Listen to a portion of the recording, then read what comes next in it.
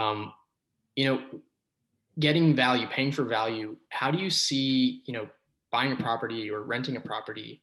What kind of connections can you make with that and someone's personal well-being? How does that influence your idea of well-being? It's actually really related. So if you look at an apartment that you're going to be living as, as a potential like sanctuary, a way to someplace to get away from the stresses of the world, Mm. you need to be renting a place that does not have built-in stresses. And so, for example, if you're looking at a particular apartment community, but you notice on their website there are complaints about other residents making noise in the wee hours of the morning, um, or complaints about residents who invite 20 of their closest friends over to be in the pool every weekend, and that's not something that you want to be involved in. Um, so you're looking for places that are not going to add to your stress level, but will hopefully subtract from your stress level. Um, so when you're renting an apartment, it's not just, oh, I have enough money to pay the rent and, I can pass their credit and background checks. It's who are the people that I'm actually going to be living with? What does the community actually look like? Does it look like it's well manicured? Does it look like any maintenance problems are actually fixed and repaired when people ask for them to be repaired?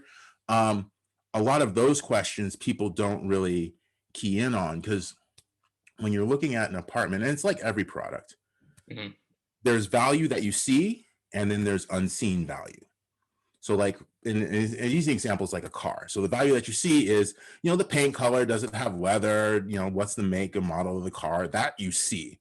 What you don't see is, what is the maintenance schedule that I'm going to have to deal with should I buy this car?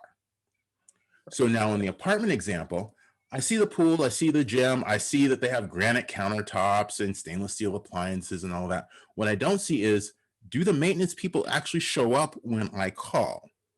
And how difficult is it to get those maintenance requests scheduled and put in place?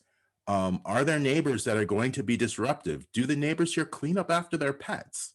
Um, those are all questions that you don't see in that moment, in that initial tour.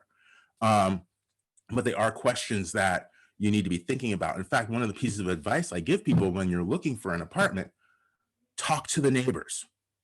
Mm. Don't just Why is talk that? to don't just talk to the leasing person.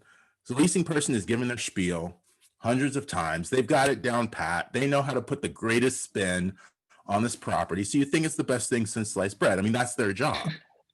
But the people who already live there, they have no stake in whether you move in or not. So more likely than not, they're going to give you the unvarnished truth of their experience there. So ask them those questions, and here's another great thing that most people don't know. So